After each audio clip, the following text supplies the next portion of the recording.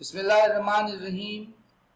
Assalamu alaikum students. My name is Muhammad Farhan Khan Abbasi and you're watching Executive Coaching Center's online sessions. Students, हम पिछले दो lectures में security, national security, collective security, different aspects of security को understand कर चुके हैं. Basically हमारा जो मेजर थीम या चैप्टर है वो है सिक्योरिटाइजेशन इन 21st सेंचुरी. 21वीं सदी में सिक्योरिटी के कॉन्सेप्ट्स क्या हैं. और आज के इस लेक्चर नंबर 19 में हम डायरेक्टली फोकस करेंगे दो मेजर टर्म्स के ऊपर इंटरनेशनल रिलेशन में जिनको बड़ा इंपॉर्टेंट समझा जाता है with reference to security, that is traditional approach to security या national security, non traditional approach to national security. With the same time, traditional or conventional security threats and non-traditional or non-conventional security threats. इनको hard security भी और soft security भी कहा जाता है. और उसके साथ साथ globalization and international security. तो हमारी पहली स्लाइड है traditional approach to national security या hard notions of security. Traditionally security के कंसर्न्स क्या समझे जाते थे और अकवाम जो है, नेशन स्टेट्स जो है, 1648 ट्रीटी ऑफ वेस्टफेलिया के बाद जब सॉवरन हो जाती है, इंडिपेंडेंट हो जाती है, अपने डिसीजन खुद लेते हैं, तो फिर वो नेशनल सिक्योरिटी को किस कॉन्सेप्चुलाइजेशन से अंडरस्टैंड करने की कोशिश करती हैं और नेशनल सिक्योरिटी जो है फिर किसकी जिम्मेदारी होती है. Traditionally hard notions of security, these deal with the conventional issues which mostly involve violence or destruction that pose a threat to a nation, not to an individual, the whole nation. These include aggression or war by other nations, insurgency, civil wars, militancy, belligerency, rebellious groups, terrorism, वगैरह वगैरह वगैरह. However, such notions of security were more relevant during both the world wars and cold wars.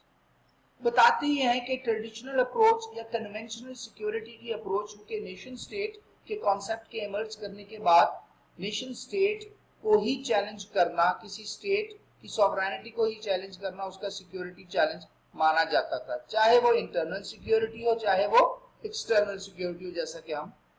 अपने पिछले lectures में national security के concept में understand करके. Traditionally security concerns या सिक्योरिटी थ्रेट्स या सिक्योरिटी इश्यूज या हार्ड नोशंस ऑफ सिक्योरिटी कहा जाता था जब किसी स्टेट के अंदर वायलेंस हो, मिलिटेंसी हो, उस स्टेट के अगेंस्ट कोई और स्टेट वॉर वेज कर दे, एग्रेशन कर दे, कॉन्फ्लिक्ट रेज कर दे, उस स्टेट को कॉम्प्रोमाइजिंग सिचुएशन में ले जाने की कोशिश करे, तो वो स्टेट अपने आप को इनसिक्योर समझती थी और उस टाइप की इनसिक्योरिटी को हम ट्रेडिशनल सिक्योरिटी थ्रेट या कन्वेंशनल सिक्योरिटी थ्रेट भी कहते थे. ये सिलसिला चलता रहा पहली दोनों जंगे अजीम, फर्स्ट वर्ल्ड वॉर 1914 से 1919, सेकेंड वर्ल्ड वॉर 1939 से 1945 और कोल्ड वॉर एरा 1945 से 1990 यानी 45 इयर्स तीसरे session. Notions of security differ from notions nation to nation. ये बड़ी इंपॉर्टेंट बात है क्योंकि बहुत सी डेवलप्ड नेशंस के लिए जो चीज सिक्योरिटी की नोशन में नहीं आती, जिससे वो इनसिक्योर नहीं होते, बहुत से ऐसे ममालिक हैं जो अंडर डेवलप्ड हैं, थर्ड वर्ल्ड कंट्रीज हैं, उनके लिए वो सिक्योरिटी की नोशन में आते हैं क्योंकि उन अवामिल से वो ममालिक जो है इनसिक्योर फील करते हैं. For instance, what constitute a threat for a third world country might not be a threat for the developed nations. Ethnic conflicts, for example, used to be a conflict or a threat in relatively underdeveloped nations of Africa, but not for the nations of Europe or the America. यानी America और Europe जो है, इसके लिए जो ethnic conflict है, racism है, ये इतना इनसिक्योरिटी नहीं इसके लिए करता, इसकी सिक्योरिटी को चैलेंज नहीं करता. लेकिन अगर अंडर डेवलप्ड नेशंस में देखा जाए, साउथ एशियन रीजन्स में देखा जाए, मिडिल ईस्ट में बास का देखा जाए या अफ्रीका में जब देखा जाए, तो एथनिक जो डिवीजन है वो बड़ी इंपॉर्टेंट समझी जाती है। सर रवांडा में हमने 1990s के लास्ट जो डिकेड है उसमें देखा कि एक जीनोसाइड हमारे सामने आया और 8 लाख के करीब लोग मारे गए उसमें, तो एथनिक क्लींजिंग भी इसको कहते हैं। वही कहता है similarly an attack by a nation of the rival alliance NATO and Warsaw Pact during the peak of Cold War, late 1950s to early 1960s, was a threat for nations of the first and second world nations, whereas most of the third world nations were totally unaffected since they were non-aligned. तो इसी तरह जो NATO है इससे Warsaw pact के countries को यानी eastern Europe और सोवियत यूनियन की कंट्रीज को ज्यादा थ्रेट फील हो रहा था, इनसिक्योरिटी फील हो रही थी, और दूसरी तरफ वेस्टर्न यूरोपियन कंट्रीज और नेटो के अलाइज कंट्रीज को वार्सा पैक्ट यानी सोवियत यूनियन और ईस्टर्न यूरोप के कंट्रीज से बहुत ज्यादा थ्रेट फील हो रहा था, रादर देन जो थर्ड वर्ल्ड कंट्रीज हैं, साउथ एशिया एशियन कंट्रीज हैं, अदर अफ्रीकन और मिडिल ईस्ट की कंट्रीज, उनके लिए थ्रेट नहीं था। तो ये situation to situation, condition to condition, region to region भी डेफिनेशन चेंज होती है। वो सिक्योरिटी थ्रेट जो किसी गरीब मुल्क के लिए बहुत कंसर्न है, जरूरी नहीं डेवलप्ड नेशन और सिविलाइज्ड नेशन के लिए वो सिक्योरिटी कंसर्न हो। Traditionally, states have been considered the main actor to deal security after the Treaty of Westphalia 1648. हम अभी बात कर चुके हैं। Sovereign states hold the status to secure their territory and subjects as their priority obligation. John balance 2015 में globalisation of world politics में इस बात को इन डिटेल एनालिसिस करते हैं। इट मीन्स दैट कि हमारे जो इस वक्त के सिक्योरिटी कंसर्न्स हैं, डिफरेंट नेशंस के जो सिक्योरिटी कंसर्न्स हैं, ट्रेडिशनली वो सिक्योरिटी कंसर्न्स और हुआ करते थे। इस तरह की हमने एक लिस्ट ली जिसमें हमने देखा कि बिलीग्रेंसी है, एथनिक कॉन्फ्लिक्ट्स हैं, सेक्टेरियन कॉन्फ्लिक्ट्स हैं, एपिडेमिक एंडेमिक डिजीजेस बहुत ज्यादा सिक्योरिटी कंसर्न रहा तारीखी तौर पर, वॉर या एग्रेशन बहुत ज्यादा कंसर्न रहा। इसी तरह से कुछ नई डायमेंशंस भी सिक्योरिटी में आए और हमने ये भी देखा कि बहुत सी सिक्योरिटी कंसर्न्स या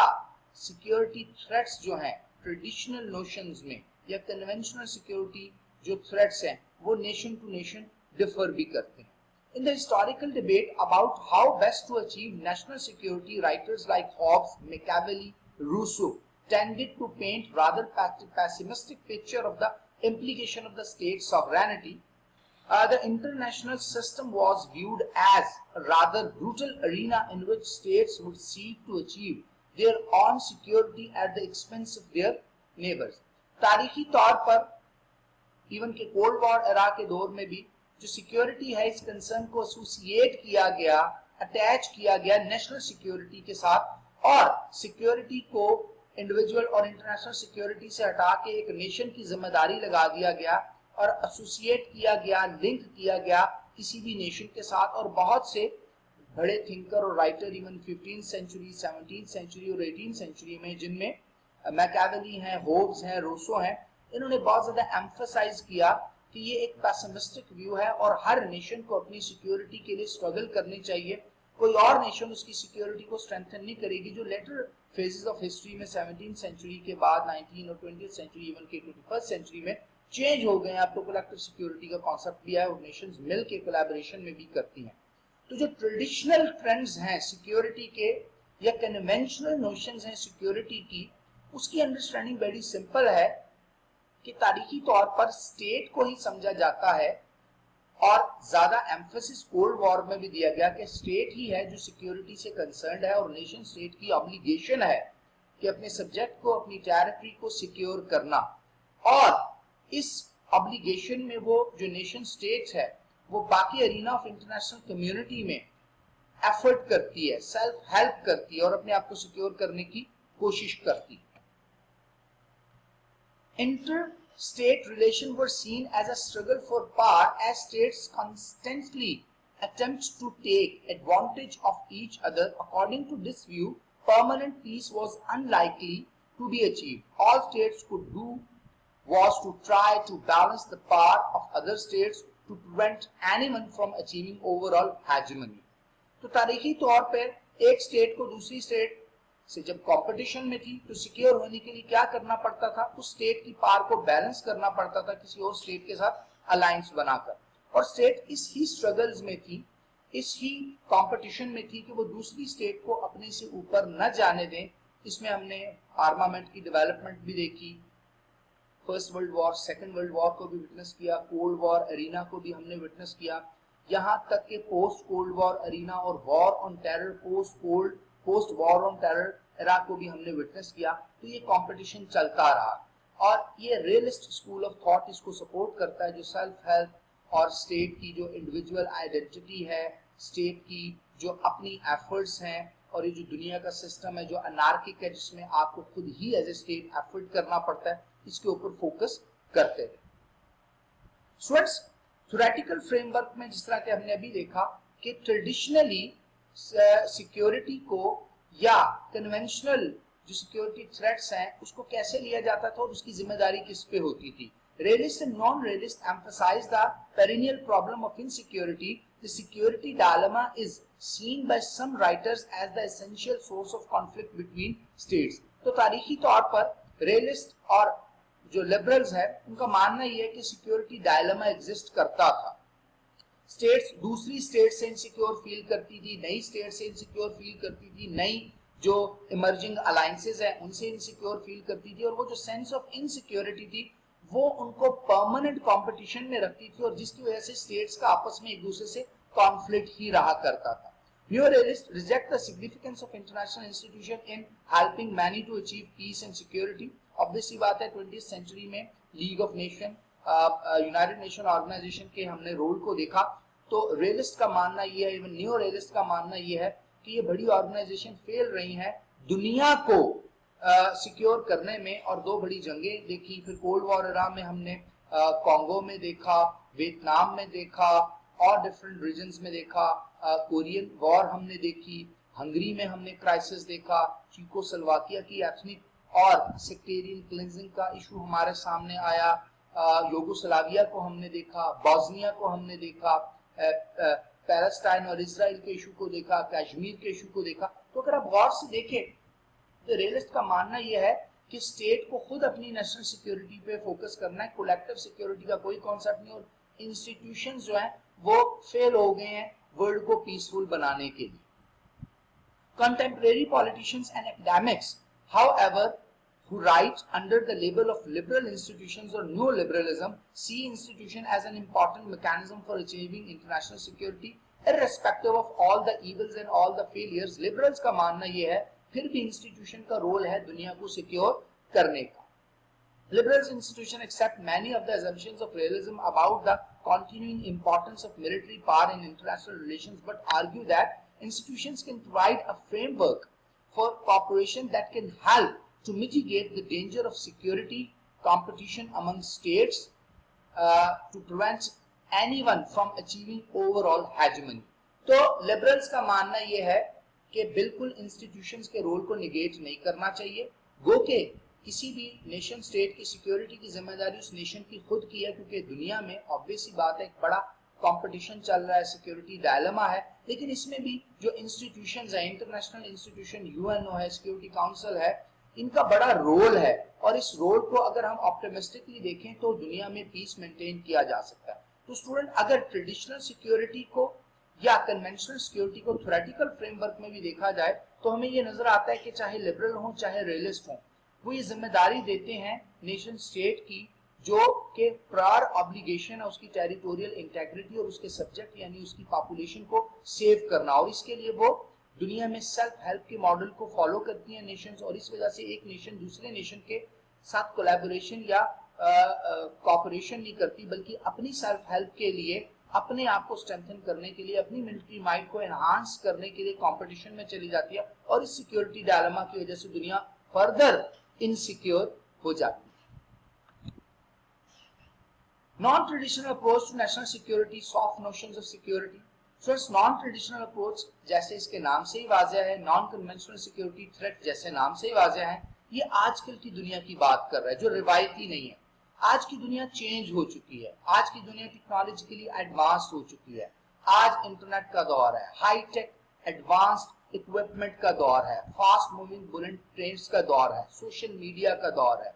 इसी तरह आज इंसान की एक्सेस जो है वो मार्स तक है। आज टेक्नोलॉजी का एक बहुत बड़ा रेवोल्यूशन हमारे सामने आ गया। तो साथ साथ आर्मामेंट्स में भी हाई टेक टेक्नोलॉजी इस्तेमाल होने की वजह से दुनिया डिफरेंट वे से इनसिक्योर भी हो रही है, और नॉन कन्वेंशनल सिक्योरिटी थ्रेट और नॉन कन्वेंशनल या नॉन ट्रेडिशनल सिक्योरिटी अप्रोच आ गई है नेशनल सिक्योरिटी से रिलेटेड कि अब नेशन कैसे अपने आप को सिक्योर करेंगी। तो फिर ये उसी मॉडल पे वापस आते हैं जिसको हम कलेक्टिव सिक्योरिटी कहते हैं। अब मिलकर ही उसका मुकाबला किया जा सकता है। अगर हम देखें तो नॉन ट्रेडिशनल और soft notion of security, these involve all non-conventional issues, most of which emerged after the end of Cold War यानी 1990s के बाद। For example, environment related problems, global warming है, pollution है, resource depletion है, water scarcity है, excessive population है, epidemic diseases का emerge करना है, ग्लोबल वार्मिंग की वजह से मेल्टिंग ऑफ ग्लेशियर है, सी लेवल का राइज कर जाना है बहुत ज्यादा, एक huge amount more than 20 million जो पॉपुलेशन है वो इनसिक्योर हो गई है, अर्थक्वेक्स हैं, सुनामीज हैं, रेफ्यूजीज जो इनफ्लक्स और जो उसका रेफ्यूजीज का रेट है वो ज्यादा होता पूरी दुनिया में चला जा रहा है, पॉवर्टी है, आपको टेररिज्म पूरी दुनिया में, टेररिज्म बहुत स्पीड से, जहां टेक्नोलॉजी स्पीड से जा रही है टेररिस्ट भी उसको यूज कर रहे हैं, पूरी दुनिया बहुत स्पीडीली इनसिक्योर भी हो रही है। Unlike traditional notions, non-traditional notions of security are equally relevant for all the nations since it is a globalized world now, and to tackle these we require collective affirmative actions। तो चूंकि traditional security में तो एक मुल्क insecure feel कर रहा था दूसरे मुल्क से, ट्रेडिशनल सिक्योरिटी में तो एक मुल्क की जिम्मेदारी थी कि उसने अपनी बॉर्डर को, अपनी टेरिटरी को, अपनी पॉपुलेशन को, अपनी आइडियोलॉजी को, अपनी कोर वैल्यूज को, अपनी सॉवरेनिटी को डिफेंड करना है और सिक्योर करना है, और फ्रीली अपना जो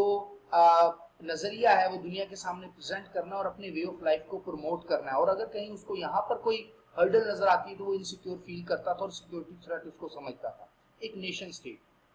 फिर भी हमने बहुत सी अलायंसेस देखे, यानी कलेक्टिव सिक्योरिटी के मॉडल पास्ट में भी देखे, लेकिन आज के दौर में तो दुनिया इंटरट्वाइंड हो चुकी है, दुनिया इंटरकनेक्टेड हो चुकी है, दुनिया ग्लोबल विलेज बन गई है। तो आज के जो सिक्योरिटी थ्रेट्स हैं वो कन्वेंशनल या ट्रेडिशनल सिक्योरिटी थ्रेट्स किसी एक कॉम से, किसी एक एग्रेसर से, किसी ग्रुप ऑफ एग्रेसर से ही आपको डर नहीं है, बल्कि अब एनवायरमेंटल इश्यूज भी हैं, ये पूरी दुनिया के हैं। पॉपुलेशन का इशू है, पूरी दुनिया का है, पॉपुलेशन का इशू है, पूरी दुनिया का है, एंडेमिक एपिडेमिक डिजीजेस है, पूरी दुनिया का इशू है, टेररिज्म है, पूरी दुनिया का इशू है,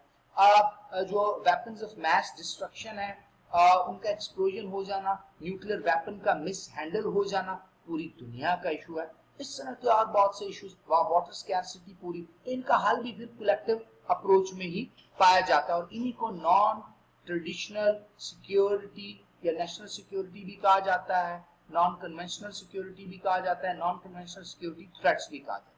ग्लोबलाइजेशन एंड इंटरनेशनल सिक्योरिटी बड़ा इंपॉर्टेंट। ग्लोबलाइजेशन के आने से इंटरनेशनल सिक्योरिटी में क्या फर्क हुआ, जिस तरह के अभी हमने डिस्कस किया। The most important contemporary trend is the broad process of globalization that is taking place। पूरी दुनिया एक दूसरे के साथ इंटरकनेक्ट हो रही है, कल्चरल एक्सचेंज हो रहा है, आइडियोलॉजिकल एक्सचेंज हो रहा है, ट्रेड हो रही है, बिजनेस हो रही है, ह्यूमन पॉपुलेशन एक जगह से दूसरी जगह ट्रैवल कर रही है, शिफ्ट हो रही है, ट्रेंड्स चेंज हो रहे हैं, फैशन चेंज हो रहे हैं। फिर जितनी ज्यादा पॉपुलेशन है, जितनी ज्यादा ट्रैवलिंग है, उतना ज्यादा फ्यूल की कंजम्पशन भी हो रही है, उतनी ज्यादा से ज्यादा जो फिनिश्ड गुड्स हैं उसकी रिक्वायरमेंट भी बढ़ रही है, उससे वाटर पोल्यूशन भी फैल रही है, लैंड पोल्यूशन भी फैल रही है, मेरीन लाइफ या सी पोल्यूशन भी फैल रही है, और ये बहुत बड़े कंसर्न है। फिर वेदर शिफ्ट आ रहा है पूरी दुनिया में, carbon dioxide, carbon monoxide, methane, chlorofluorocarbon, इनको ग्रीन हाउस गैसेस कहते हैं, इनकी बहुत ज्यादा एमिशन हो रही है एनवायरनमेंट में, ओजोन डिप्लीट हो रही है, एक ग्रीन हाउस इफेक्ट क्रिएट हो रहा है, सीजनल शिफ्ट आ रहे हैं। This process brings new risks and dangers. These include the risk associated with the things as international terrorism है, breakdown of global monetary system है, ग्लोबल मॉनेटरी सिस्टम के साथ global warming है, cyber conflicts and the danger of nuclear accidents और cyber crimes है, the threats to security on a planetary level, यानी पूरी दुनिया इस प्लैनेट के लेवल पर a threat, the threats to security on a planetary level are viewed as being largely thus needed collective effort. अगर हम गौर से देखें तो ग्लोबलाइजेशन